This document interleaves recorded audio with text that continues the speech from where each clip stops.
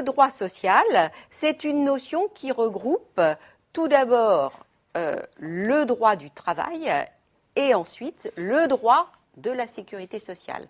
Donc le droit social, c'est une branche du droit. Comme je vous le dirai tout à l'heure, c'est une branche du droit autonome qui a son identité propre. Et c'est une branche du droit qui se compose de deux éléments, le droit du travail proprement dit et le droit de la sécurité sociale. Donc je vais préciser ces deux notions. Mais j'attire votre attention sur le fait que droit social n'est pas équivalent au seul droit du travail, contrairement à ce que beaucoup de gens pensent. C'est une notion qui est plus vaste que le droit du travail, puisque ça englobe également le droit de la sécurité sociale. Alors, droit du travail, précisons de quoi il s'agit. C'est la branche du droit, là encore, qui réglemente l'ensemble des relations employeur-salarié. Alors, nous préciserons un petit peu plus tard, dans une autre séance, ce qu'est le travail salarié. Mais sachez déjà que dans cette relation employeur-salarié, il y a ce qu'on appelle des relations individuelles de travail qui naissent entre un employeur et un salarié et qui sont issues de la conclusion d'un contrat de travail. Eh bien, cette relation individuelle, elle est réglementée par le droit du travail. Et ça fait partie des choses que nous étudierons ensemble. Le droit du travail dit comment se forme le contrat de travail. C'est lui qui définit les conditions de travail des salariés en matière de durée du travail, en matière de conditions d'hygiène et de sécurité, en matière de rémunération. Le droit du travail intervient. Mais à côté de cette relation individuelle qui existe entre un employeur et un salarié, il y a des relations collectives entre l'employeur et l'ensemble du personnel. Ces relations collectives passent généralement par des représentants du personnel, dont la désignation, les pouvoirs, le rôle sont définis, là encore, par le droit du travail. Donc, droit du travail, réglementation de la relation employeur-salarié dans son ensemble, relations individuelles et relations collectives. Donc voilà pour la première partie du droit social. Deuxième partie, le droit de la sécurité sociale. Alors ça c'est plus évident, c'est tout ce qui touche à l'organisation de la protection sociale de chacun d'entre nous. Puisque comme je vous le dirai, on va étudier aussi le champ d'application du droit de la sécurité sociale, il est plus vaste que celui du droit du travail. Donc la protection sociale, c'est la protection contre un certain nombre de risques, aussi bien de la vie professionnelle que de la vie extra-professionnelle. Donc, la protection sociale, c'est la protection contre, par exemple, la maladie, la maternité, la protection contre la vieillesse, c'est-à-dire tout ce qui touche aux retraites, la protection contre les accidents du travail, contre l'invalidité et le décès. Il y a un élément de la protection sociale que je n'ai pas fait apparaître, c'est la protection contre le chômage. La protection contre le chômage, qui fait partie de la protection sociale, est en fait régie par le droit du travail. C'est pour ça que je ne l'ai pas fait apparaître dans le droit de la sécurité sociale. Voilà. Donc ça, ce sont les deux composantes du droit social. Alors ce droit social, il faut faire un petit historique. C'est toujours intéressant de savoir d'où viennent les choses et comment elles ont évolué. Alors, l'origine tout d'abord du droit social, elle est assez récente. On dit que le droit social est un droit jeune. Alors, ça va peut-être pas vous paraître très jeune puisque vous allez voir que les premières lois sociales sont apparues au milieu du XIXe siècle. Donc ça fait un peu plus de 150 ans. Mais c'est jeune par rapport à d'autres branches du droit. Le droit civil, par exemple, c'est un droit beaucoup plus ancien que le droit social. Le droit civil, il date de l'époque romaine. Le droit commercial est un droit beaucoup plus ancien que le droit social. Il date du Moyen-Âge. Le droit social, il est beaucoup plus récent. Alors, avant la Révolution, il y a eu une époque où il n'y avait aucune réglementation d'aucune sorte. Ça a duré à peu près jusqu'au Moyen-Âge. Au Moyen-Âge, apparaissent ce qu'on appelle les corporations. Les corporations, c'est un mode d'organisation des professions. Chaque profession s'organise en corporation selon donc un mode de fonctionnement extrêmement hiérarchisé. Vous avez les apprentis, vous avez au bas de l'échelle, ensuite les ouvriers, ensuite les maîtres, et à la tête, vous avez les consuls qui sont aussi chargés d'arbitrer, de trancher les litiges au sein de la corporation. Donc chaque corporation met en place sa propre réglementation. Donc vous avez une réglementation pour par exemple, la profession des boulangers, mettons, et vous allez avoir une réglementation différente pour la profession des bouchers. Et donc, c'est au sein de chaque groupement que se mettent en place les règles applicables. Donc, réglementation par métier, qu'est-ce qui est réglementé? Notamment l'accès à la profession. Et dans chaque corporation, il y a des modalités qui sont différentes. Qu'est-ce qui est réglementé également dans chaque profession? La qualification qui est nécessaire.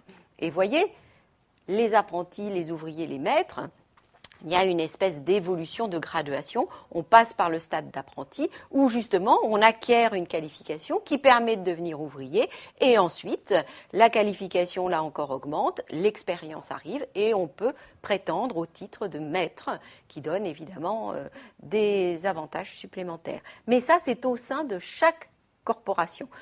Dans les corporations, il y a aussi très souvent une espèce d'organisation d'une, on ne peut pas parler de protection sociale, mais d'une forme de solidarité au sein des membres de la profession. Mais c'est vraiment un petit embryon de protection sociale. Donc voilà ce qui existe avant la Révolution. La Révolution, vous le savez, ce sont des idées libérales. Hein. Les notions de liberté sont extrêmement importantes. Et donc, ça conduit à supprimer tout ce qui est considéré comme une entrave à la liberté. Et les corporations qui réglementaient l'accès à chaque profession sont considérées comme une entrave à la liberté. Et du coup, en 1791, eh bien, on supprime les corporations qui sont considérées comme un frein à la liberté du travail et à la liberté d'entreprendre. Alors, en supprimant les corporations, au nom des idées libérales, eh bien, on a supprimé toute la réglementation qui existait au sein de chaque corporation. Donc, il n'y a plus de réglementation, par exemple, en matière de durée du travail. Au sein de chaque corporation, il pouvait y avoir des règles en la matière. La suppression des organisations en question fait qu'il n'y a plus de réglementation sur les horaires de travail que l'on peut faire aux ouvriers, aux apprentis. Vous n'avez plus de réglementation concernant la rupture de la relation de travail. Vous n'avez plus de réglementation sur l'accès à la profession. C'était ça l'objectif, hein, c'était de permettre un accès totalement libre aux différentes professions. Et du coup, assez curieusement, cette suppression des corporations a amené une dégradation, mais une dégradation parfois dramatique, de la condition ouvrière. En effet, il n'y a plus de réglementation de la durée du travail. Donc, qu'est-ce qui se passe? L'employeur est tout à fait libre de faire effectuer un nombre d'heures très considérable aux salariés. Et les horaires de travail à l'époque sont extrêmement conséquents. Des horaires au niveau de 12 heures par jour ne sont pas du tout un cas exceptionnel. Ça ne veut pas dire que les employeurs sont dans l'illégalité. Non, puisqu'il n'y a pas de règle. Ils ne violent aucune règle. Ils utilisent, en fait, ils profitent du fait qu'il n'y a pas justement de réglementation. Deuxième exemple de cette dégradation de la condition des ouvriers, c'est le recours massif au travail des enfants. Les enfants peuvent travailler extrêmement jeunes à cette époque-là parce qu'il n'y a aucune règle qui l'interdit. Donc là encore, l'employeur n'est pas dans l'illégalité. L'employeur utilise les possibilités que cette absence de réglementation lui laisse. Donc des enfants de 5 ans peuvent travailler. En plus, c'est extrêmement utile puisque on est première moitié, fin de la première moitié du 19e siècle, il y a également l'apparition des premières industries, ce qu'on appelle les manufactures. Il y a le développement des mines et les enfants, ils rendent beaucoup de services. Ils sont petits, ils se glissent partout, ils peuvent rendre des services, donc ils sont utilisés comme main-d'œuvre et comme main-d'œuvre bon marché, il faut bien le dire. Et puis, en matière de conditions de travail, d'hygiène, de sécurité, il n'y a plus, là non plus, aucune réglementation. Et les conditions de travail sont parfois désastreuses, extrêmement dures, et donc très préjudiciables à la santé des salariés. Les salaires, eh bien, c'est la même chose. Ils sont fixés tout à fait librement par l'employeur. Et dans la mesure où le salarié est dépendant du bon vouloir de l'employeur, la relation de travail n'est pas équilibrée et donc les salaires sont extrêmement bas, surtout à partir du moment justement où il y a la révolution industrielle et où il y a une notion de concurrence qui commence à apparaître entre les différentes entreprises. Donc ça amène à des salaires qui sont extrêmement bas. Donc voilà, cette suppression des corporations amène une absence de réglementation qui est très préjudiciable aux ouvriers. Et ce n'est pas le moindre paradoxe de la Révolution française que d'avoir considérablement amélioré le sort des paysans. Ça a été vraiment une énorme avancée, mais en revanche, ça a contribué par ce type de déréglementation à la dégradation du sort des ouvriers en revanche. Voilà, et puis bien sûr, il n'y a aucune protection sociale d'aucune sorte. Alors qu'est-ce que ça veut dire? Il faut bien le comprendre. Ça veut dire que le salarié qui est malade, eh bien, il n'est absolument pas pris en charge. Il n'y a pas de revenu de substitution comme ce qu'on connaît aujourd'hui. Mais ça veut dire aussi que le salarié qui est malade, il perd son emploi. Quand il revient, il y a quelqu'un qui a été embauché à sa place. Donc on est vraiment là dans une situation, pour beaucoup d'ouvriers, on ne parle pas de salariés à l'époque, mais d'ouvriers, situation de très très grande précarité. Les conditions de la rupture du contrat de travail ne sont pas non plus réglementées. Ce qui veut dire qu'à tout moment, l'employeur peut dire à un salarié, eh bien voilà, c'est terminé, vous rentrez chez vous et on ne se doit plus rien. Donc une précarité très grande du fait, là encore, de cette absence de réglementation. Voilà donc ce à quoi conduit la suppression des corporations. Et ça va durer une grande partie du XIXe siècle, en tout cas toute la première moitié du XIXe siècle. C'est à ce moment-là qu'apparaît le droit social. Il y a, donc à peu près à la moitié du XIXe siècle, des gens qui commencent quand même à réfléchir à la question, qui se rendent compte de cette dégradation très importante et qui imaginent peut-être qu'on pourrait améliorer les choses. Donc, au XIXe siècle, première loi sociale, 1841. Alors, je vais vous énumérer pendant ce petit historique pas mal de textes avec leurs dates. Évidemment, il n'est pas question de retenir tout ça, bien sûr, mais il y a quand même quelques dates clés qui sont intéressantes. Celle-ci, elle est symbolique. C'est la première loi sociale. De quoi traite cette loi? Elle traite du travail des enfants, c'est-à-dire que on dit en 1841 que le travail des enfants de moins de 8 ans est interdit. Donc c'est une avancée considérable. De vue d'aujourd'hui, ça paraît assez mince, mais pour l'époque, c'est une avancée considérable. Donc le travail des enfants de moins de 8 ans est interdit, et le travail des enfants de plus de 8 ans, qui est autorisé donc, est réglementé. C'est-à-dire que la durée maximum du travail des enfants et une durée maximum est fixée. Je vous la donne, les enfants de 8 à 12 ans, pas plus de 8 heures par jour. Et les enfants au-delà de 12 ans, pas plus de 12 heures par jour. Donc, avancée considérée comme très importante à l'époque, qu'on peut évidemment relativiser, voire différemment en tout cas aujourd'hui. Donc voilà, première loi sociale, c'est un symbole, il faut la connaître. Qu'est-ce qui se passe ensuite? Pendant 30 ans, il y a peu d'évolution. Pourquoi est-ce qu'il y a très peu d'évolution? D'abord parce qu'il n'y a pas beaucoup de textes, il y en a quelques-uns mais peu. Et surtout, il n'y a pas de moyens de contrôle mis en place. Et cette première loi sociale de 1841, elle a été très largement inappliquée. Pourquoi ? Parce qu'il n'y a pas d'institution de contrôle mise en place au même moment. Et donc, eh bien, les employeurs ne s'y soumettent pas volontiers.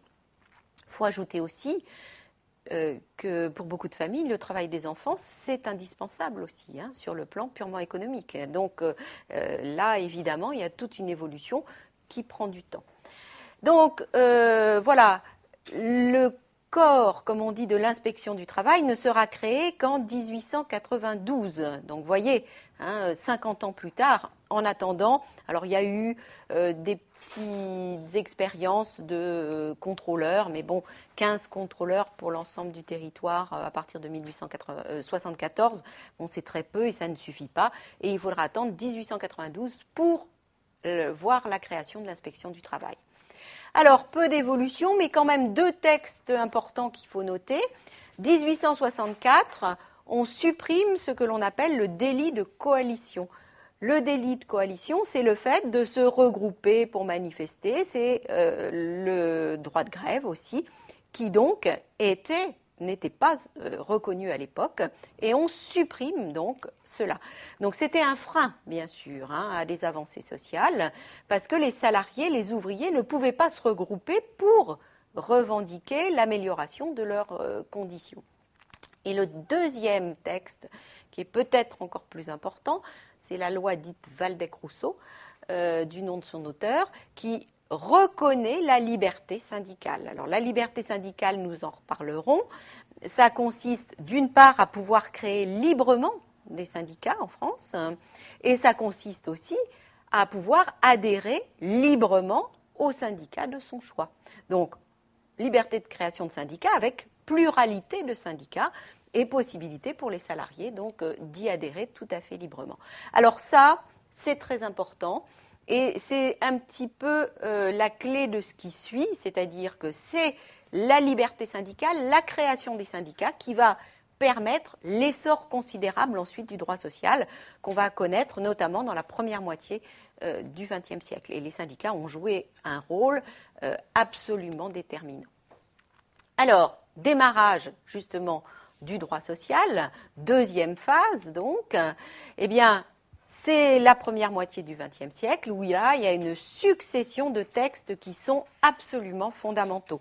Et des textes dont le droit social actuel est très largement issu. Alors, quelques petits exemples. Ne retenez pas tout, surtout, c'est pas la peine.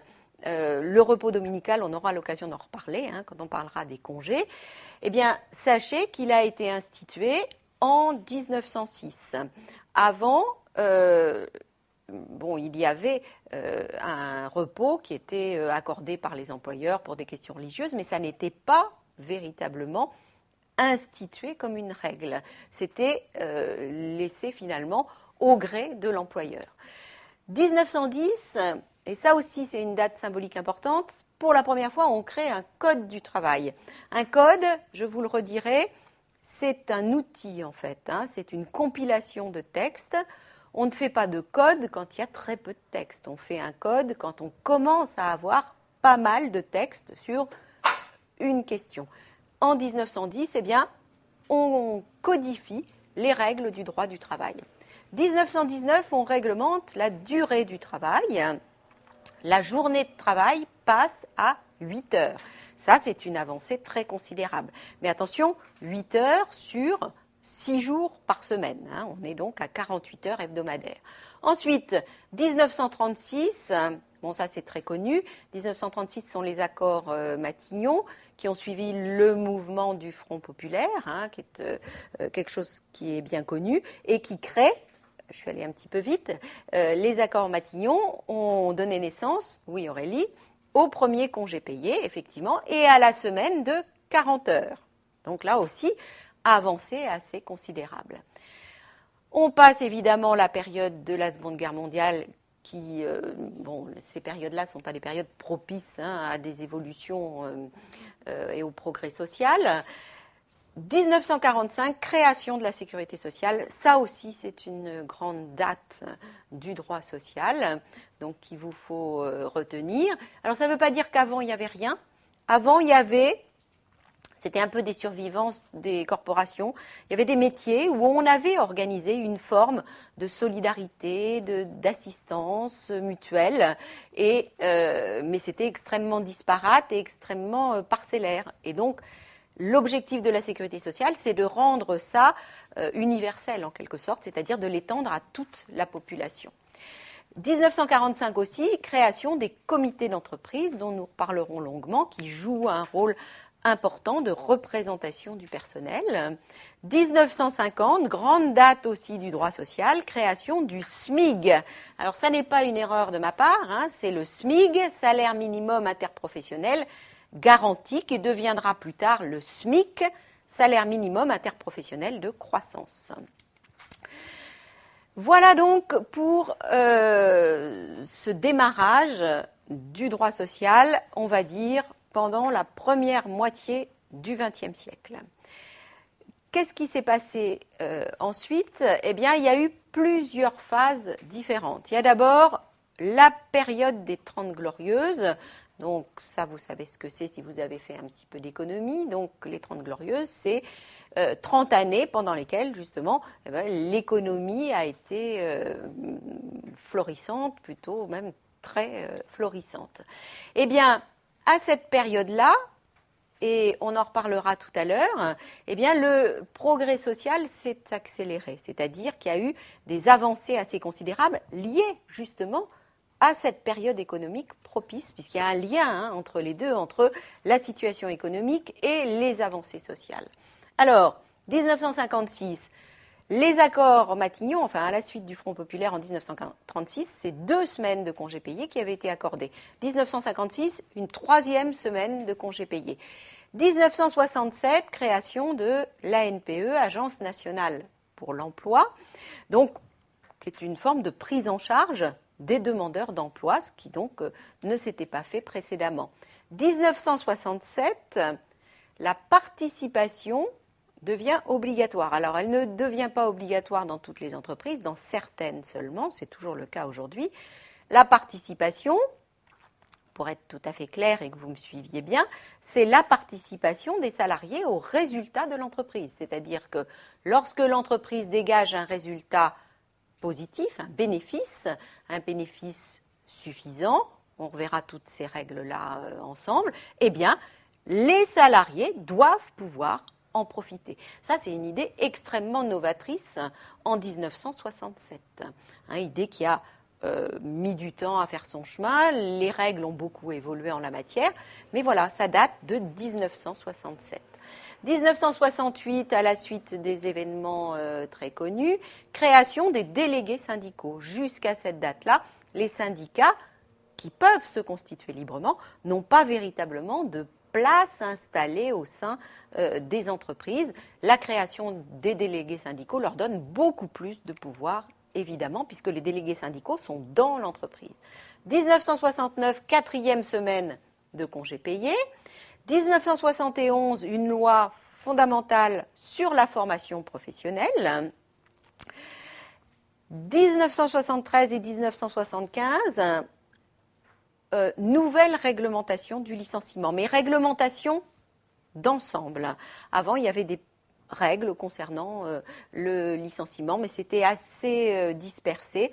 En 1973, une première loi qui concerne le licenciement pour motif personnel, et 1975, une loi spécifique concernant le licenciement pour motif économique. Donc vous voyez, c'est les signes des temps. Là, c'est la fin des 30 Glorieuses. 1975, il y a le choc pétrolier, etc. C'est un petit peu, ça prend déjà une orientation différente, ce droit social. Mais quand même, il y a 1982, avec le passage aux 39 heures, donc on était à 40, souvenez-vous, depuis 1936, on passe à 39 heures, 5e semaine de congés payés, et puis, ce qui est d'actualité, retraite à 60 ans. Avant 1982, l'âge légal de la retraite, c'était 65 ans. Donc on passe à cette période-là de 65 à 60 ans. Voilà donc, alors je vous précise, vous avez peut-être l'impression que la liste est longue de tous ces textes, ce ne sont que quelques-uns des textes qui ont été votés pendant cette période-là. J'aurais pu vous en mettre le triple, donc on dégage les points les plus importants évidemment. Les années libérales sont les années 80. Alors là, il y a une inflexion très nette, c'est qu'on fait entrer des considérations qui sont économiques. Donc, le libéralisme économique va avoir une influence sur les règles de droit social. Et qui dit libéralisme, eh bien, dit souvent déréglementation, c'est-à-dire qu'on va supprimer les freins à un certain nombre de mécanismes. Donc 1986, par exemple, le recours au CDD est encouragé par les pouvoirs publics. Ça peut paraître étonnant aujourd'hui, où on a plutôt tendance à dire aux employeurs n'utilisez le CDD que dans des cas bien précis. À l'époque, c'est l'inverse. Pourquoi ? Parce que le libéralisme économique et les entreprises demandent plus de souplesse. C'est la fameuse flexibilité. Très intéressant aussi ce texte de 1986 qui supprime l'autorisation administrative de licenciement pour motif économique. Avant 1986 et depuis donc cette loi de 1975 à laquelle j'ai fait allusion tout à l'heure, pour licencier un salarié en invoquant un motif économique, il fallait l'autorisation de l'inspecteur du travail. Eh bien, en 1986, on supprime cette autorisation. On déréglemente le licenciement pour motif économique. Alors, on ne le déréglemente pas complètement, mais on supprime ce qui était un frein au licenciement pour motif économique, incontestablement. 1987, ça aussi c'est assez symbolique. Vous avez un premier texte, il y en a eu bien d'autres depuis, qui autorise l'aménagement du temps de travail. C'est-à-dire que c'est à partir de cette date-là qu'on va avoir des horaires de travail qui vont être parfois variables d'une semaine sur l'autre. Et ça aussi, c'est au nom de la flexibilité. Les entreprises préfèrent ne pas faire travailler trop les salariés pendant les périodes creuses de leur activité pour leur demander plus ensuite, plutôt que d'être toujours, à l'époque, à 39 heures, et puis de rajouter des heures supplémentaires aux périodes de forte activité. On essaye de compenser les périodes de forte activité par des périodes de faible activité. Ça coûte moins cher aux entreprises. Période contemporaine. Alors, il y a de nouvelles préoccupations qui interviennent et qui sont économiques, vous le voyez. Il y a le chômage qui prend des proportions importantes. Il y a la précarité, puisque ce CDD qui a été encouragé à une époque, eh bien, amène de la précarité et ça va amener au contraire des lois qui restreignent fortement le recours au CDD. Et puis, il y a l'équilibre du régime vieillesse qui, assez rapidement, commence à poser problème. Parce que passer de 65 à 60 ans, l'âge de la retraite, c'est très bien. Ça va permettre à un beaucoup plus grand nombre de gens de prendre leur retraite tôt, mais ça a un coût qui est très important, d'autant que dans la même période, vous avez l'espérance de vie qui augmente considérablement. Donc voilà, ça ce sont de nouvelles préoccupations économiques, toujours, qui amènent des textes d'une nature un petit peu différente. En 1988, création du RMI, revenu minimum d'insertion, aujourd'hui remplacé par le RSA, revenu de solidarité active. Mais c'est un signe des temps, c'est du droit social quand même, c'est de la protection sociale, le RMI. Voilà, nouvelle préoccupation de la précarité, du chômage, création du RMI. 1996 à 2000, il y a toute une phase de passage aux 35 heures. C'est la réduction du temps de travail. Alors pourquoi est-ce qu'on a réduit le temps de travail de 39 heures à 35 heures ? Durant cette période, ça s'est fait en plusieurs étapes. Il y a eu 3 textes qui ont amené à ça. Ça n'était pas pour améliorer la condition des salariés, c'était pour essayer de lutter contre le chômage. C'était l'idée qui a été extrêmement porteuse à une époque, du partage du travail. Il y a des gens qui ont du travail, qui travaillent 39 heures, et il y en a d'autres qui n'ont pas de travail.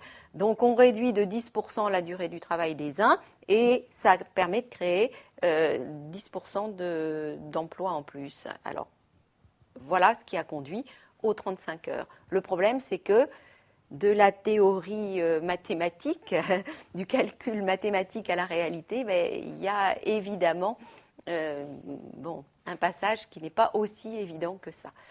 Voilà, 2003, première grande réforme des retraites. Et comme vous le savez, ça n'est pas terminé. 2004, réforme de la formation professionnelle. Souvenez-vous, le précédent texte important, c'était 1971. Et c'est vrai que les choses avaient énormément changé. Et donc, on a modifié la formation professionnelle et on a fait apparaître l'idée de la formation professionnelle tout au long de la vie, avec la création du DIF, qui est un droit individuel à la formation.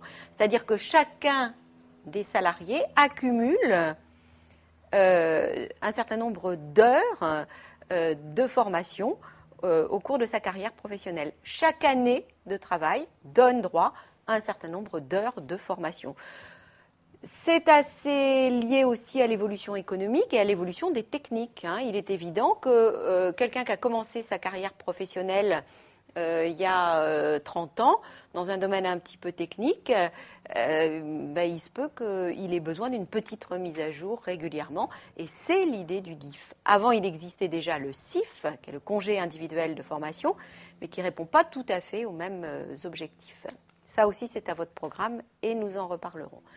2005, on revient un petit peu en arrière en ce qui concerne les 35 heures, parce que les 35 heures, c'est bien, mais ça coûte assez cher quand même, et c'est parfois très compliqué pour les entreprises. Donc, on assouplit le système sans supprimer le principe donc de la durée hebdomadaire du travail à 35 heures. Autre signe des temps, création du CDD senior, parce que le problème de l'emploi des seniors, j'aime pas trop l'expression parce que l'âge de la retraite étant pour l'instant fixé à 60 ans, ça veut dire que senior, c'est en dessous de 60 ans. C'est pas toujours très adapté, mais enfin bon, création d'un CDD senior pour justement encourager les entreprises à embaucher des gens de plus de 50 ans. Soyons clairs, c'est ça que ça veut dire maintenant senior. Alors, 2007, loi de modernisation du dialogue social. Plus intéressant et plus connu aussi, il faut bien le dire, la loi TEPA en faveur du TEPA, ça veut dire travail, emploi et pouvoir d'achat. Donc là aussi, c'est très significatif de l'époque. Et la loi TEPA, nous en reparlerons aussi parce que elle a traité notamment des heures supplémentaires. Elle a mis en place un système de fiscalité allégée des heures supplémentaires, de manière à pouvoir augmenter le pouvoir d'achat. Allègement pour les entreprises, mais surtout allègement pour les salariés. Il y a une défiscalisation des heures supplémentaires. 2008 également, réforme du service public de l'emploi. Je vous ai parlé tout à l'heure de la création de l'ANPE en 1967. L'ANPE n'existe plus aujourd'hui. Elle a fusionné avec un autre organisme qui était l'ACEDIC pour former le service public de l'emploi qui est aujourd'hui Pôle emploi. Donc c'est un service unique, c'est un guichet unique auquel les demandeurs d'emploi peuvent s'adresser.